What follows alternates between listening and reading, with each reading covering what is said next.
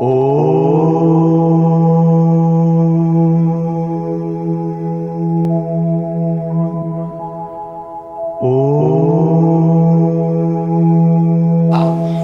some of the texts, like the Tibetan Book of Death, they mention that one should prepare for death while they are young. I also have a deep desire to live a life like a yogi, to the best of my ability, but also die like a yogi. So my question is, apart from Kriya, what else do I need to do in order to prepare for death? Why are you reading books like Tibetan Book of the Dead when there are many Indian books of the dead? I think it's a diversion from your sadhana, first of all. Sogyal Rinpoche, who wrote the Tibetan Book of the Dead, had to run away from the West because of various problems. Anyway, it doesn't matter. Now, it doesn't matter whether the Tibetan Book of the Dead says so or it doesn't say, it doesn't matter. But to be constantly knowing, not like an obsession, which is a psychological disease, but to understand that death is always with us, needs nothing, no text is required to understand, it's a fact. Death is always with us, it doesn't go. When we used to say that before, people used to think, what rubbish. When COVID came, it suddenly started staring you right on the face. Death can come to anybody at any time. It is not like, it's not a pessimistic view, it's a fact.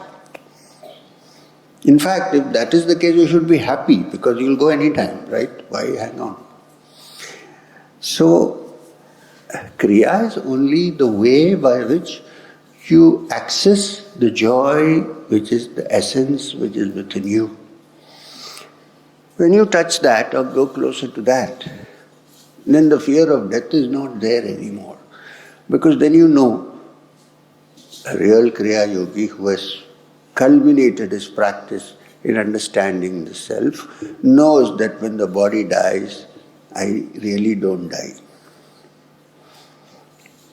You have read the Tibetan Book of the Dead.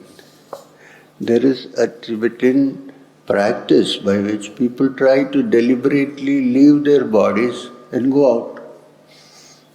But even if you leave your body and go out in your Sushma Sharira, let's say, not like a hobby, but suppose seriously, a real Kriya practitioner experiences that he is not the body. When I say real, one who's constantly practicing and trying to reach what is required. And therefore there is no fear of death. However, before you touch that, this fact you should keep in mind, that the human organism can die and disappear at any time. There is no permanency out there. So many people have come and gone, so many leaders, they're not there anymore. The teachings may be there, but they are not there. So they're gone. So this is a fact. So if it's a fact, don't be afraid of it. Why would you be afraid of a fact? If something you don't define, you can't understand, then you should be afraid. But you know, well, it's going to happen at any time. So okay, fine, let it happen.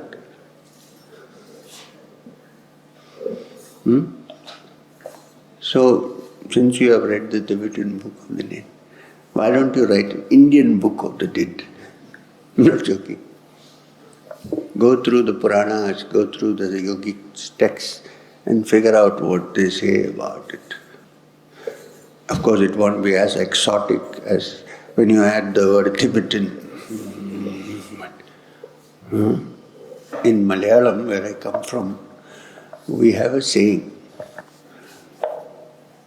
They say, Muttatte mullekku manamilla, which means the jasmine that grows in your own garden, it doesn't smell nice. The neighbor's one smells nice. So, when something is Japanese or Tibetan, we are more attracted to it. Then when you say it's here, that's all old fare, nothing. Bhagavatam, complete stories, what is it, and so on. So we have to always keep. Sri Ramakrishna Paramahamsa said this beautifully. a guy came to him and he said, the Bhagavad Gita, he is talking to somebody else. He said, Bhagavad Gita is a wonderful book, you should read it. The Thakur said, Sri Ramakrishna said, 10 years I've been telling this guy, you should read the Gita. He says, oh, what Gita? Now some Angrez must have told him that the Gita is a good book. So he thinks. So, if I talk here, it's not so important. If I talk in MIT, it's very important. Right?